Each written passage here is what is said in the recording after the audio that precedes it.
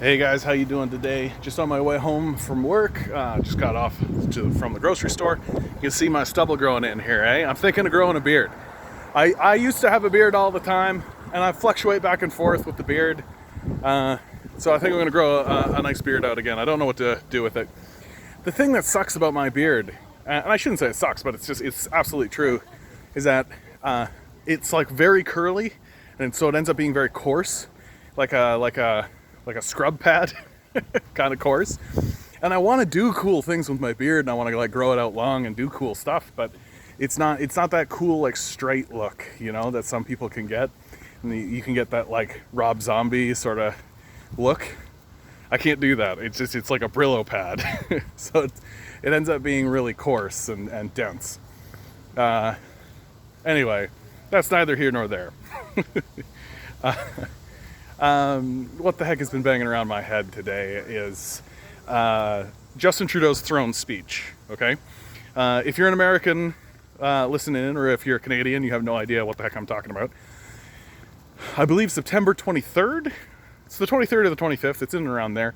Justin Trudeau, who is the Prime Minister of Canada, the President of Canada, he is going to give what's known as the throne speech. This is the State of the Union address, is what it is. But it has one very important distinction, right? Is that this is the moment that the Trudeau government puts forward their budget and their plan for the coming year. Usually if it is a majority government, i.e. there is one party that has enough seats to pass legislation, the throne speech is kind of a rah-rah, right? However, the Trudeau government is in a minority government situation, which means they do not have the amount of votes they need in the House to pass legislation. So that means they need support from the other parties, right?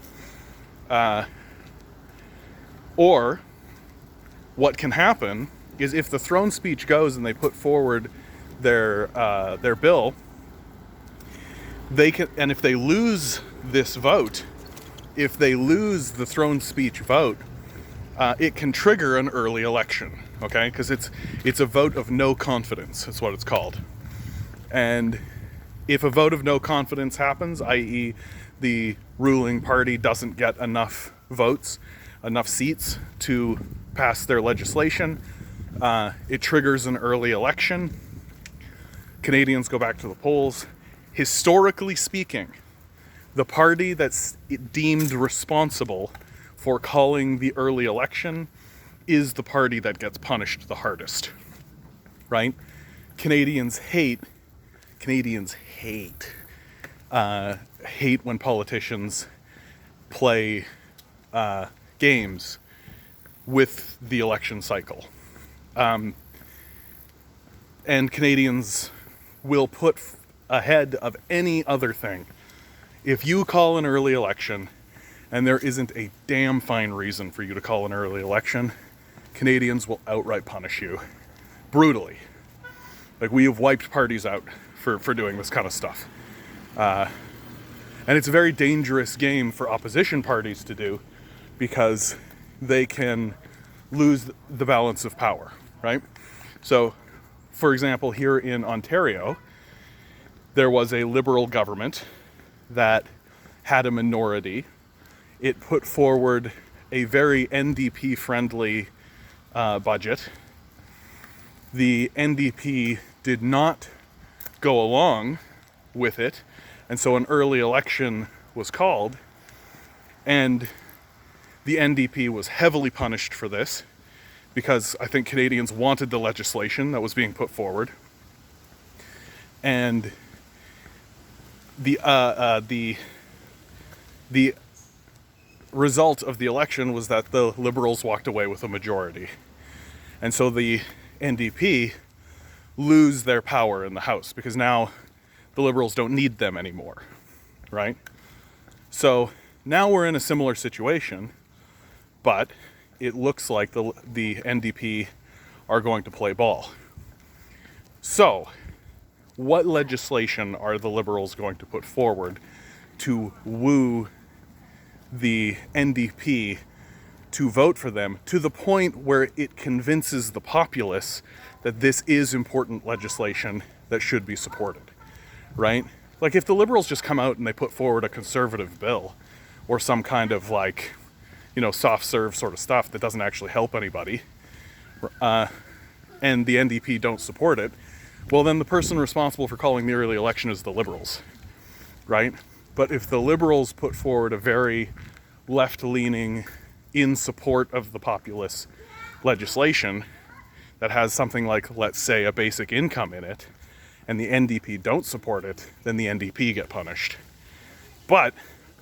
And so if the Liberals put forward something like a basic income and the NDP does support it, then we end up with a basic income, which is pretty sweet.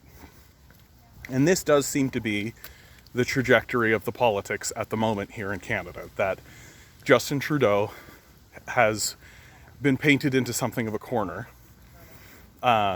in that he himself has passed legislation. The CERB is a basic income style legislation. The NDP has pushed the Liberals further to the left on the CERB and on these issues consistently and constantly. The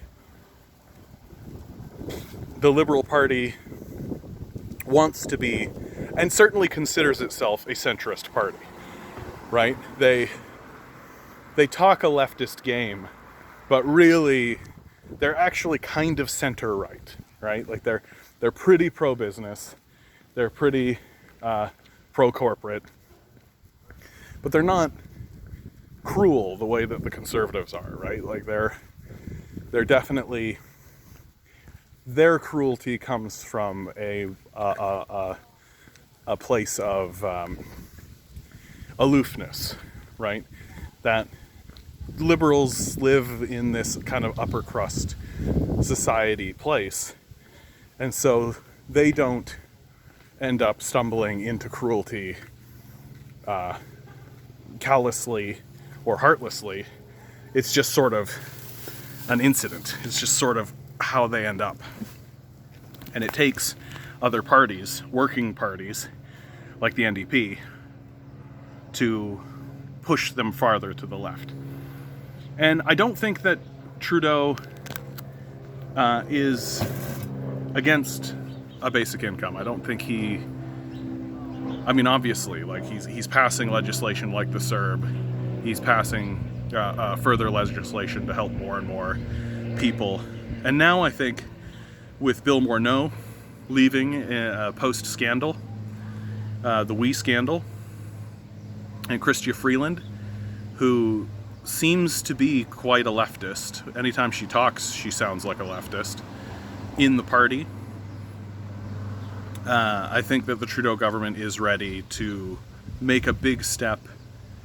I mean, I don't consider it a big step. I consider it taking what's already been done and just sort of making it permanent, extending it to other people who don't necessarily have work at the moment. Because this has always been the thing with the CERB, right? It was extended to people who already had jobs, but there were millions of people who are already out of work, right? There is homeless people living here in Canada, right? Like there are people here in Canada whose lives were already a crisis before this crisis began. And extending a basic income to them would be an absolute boon and a definite first step to actually helping these people. There are, I don't like that there seems to be this attitude that basic income supporters are treating the basic income like a silver bullet. I've never met a single advocate who thinks this way. I've never met anybody in the basic income movement who has been talking about the basic income as like a silver bullet that's going to solve all our problems. I've just never seen it. And yet, I read an article just today that was saying, that was airing concerns about that very thing. And I guess it's fine to air those concerns, but I just don't think the populace takes that seriously, right? Like that, a basic income is a good start. It's a good place to begin. and to think about how we can rebuild our society outside of the game of capitalism. Because the game of capitalism is collapsing, it's failing, right? And will continue to fail, and it's not a stable game, it's not a stable system. And so we need to imagine and come up with better systems to actually accommodate this, so that we can actually survive what's coming up and build an economy that is outside the hands of these kind of out-of-touch sociopathic capitalists. The ensuring that everyone has access to a market that is providing food and shelter is a good start. I think the next steps are going to be ensuring that prices remain rational and fair within that market. So here in Toronto, why are housing prices completely out of whack? Well, it's because you have buildings filled with condos and apartments that are half full. And what businesses will do, what contractors will do, or not contractors rather, what the owners of these buildings will do, is they understand that if they start to fill these buildings up, it will drop prices. And so they fill them up halfway, charging the extraordinary exorbitant rate that they're charging, and then they'll start building another building, which lets them point to the political class and be like, see, we're doing something, right?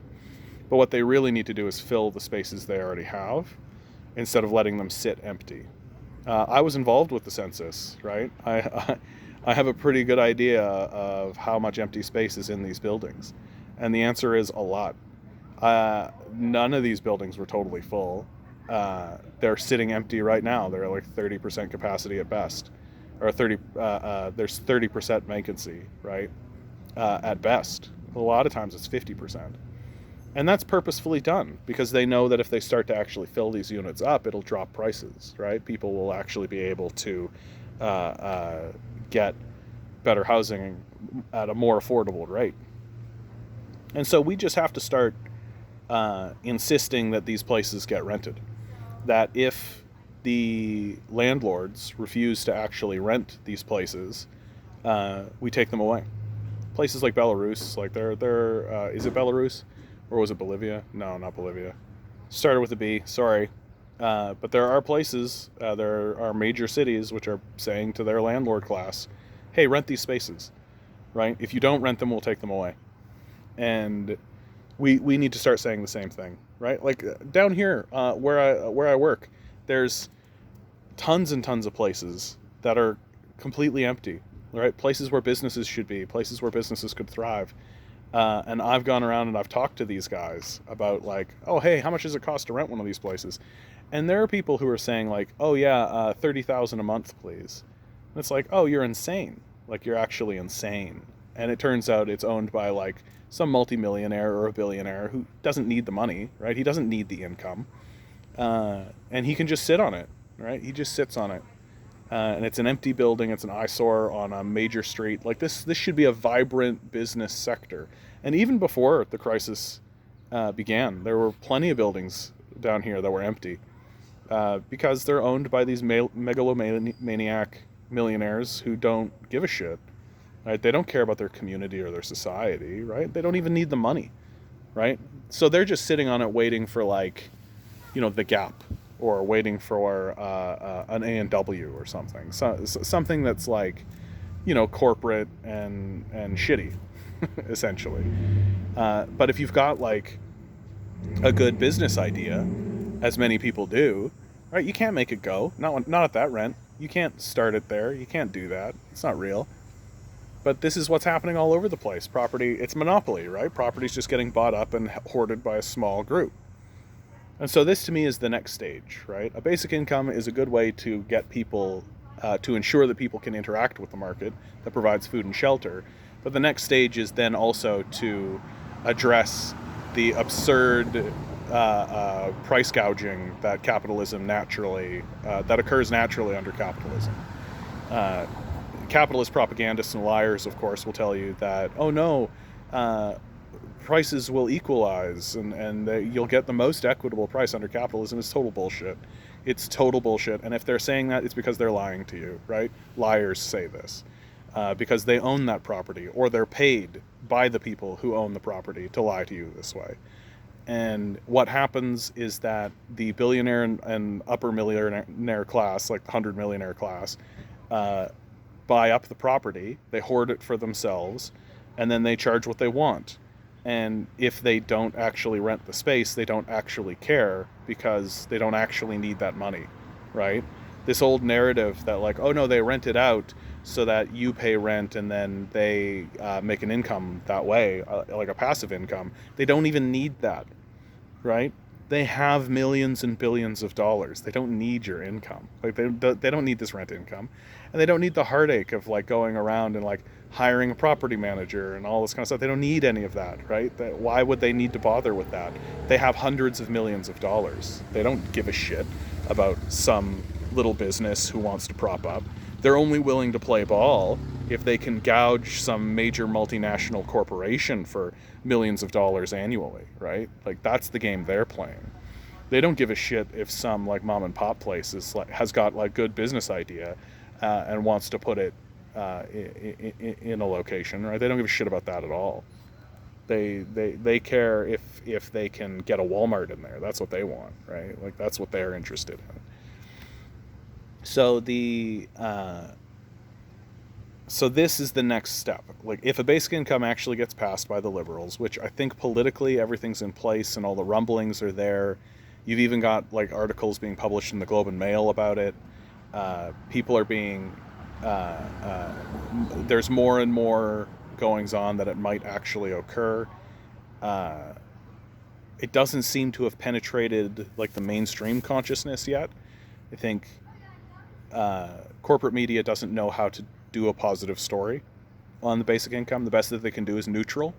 They can just give you the information because corporate capitalist media doesn't understand or refuses to understand how this could be positive.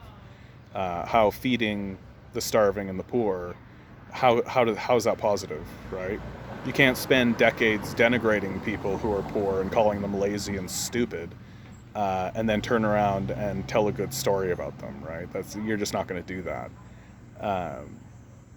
So it's only going to be after the basic income is passed that people instantly are going to see the major positives that come out of this.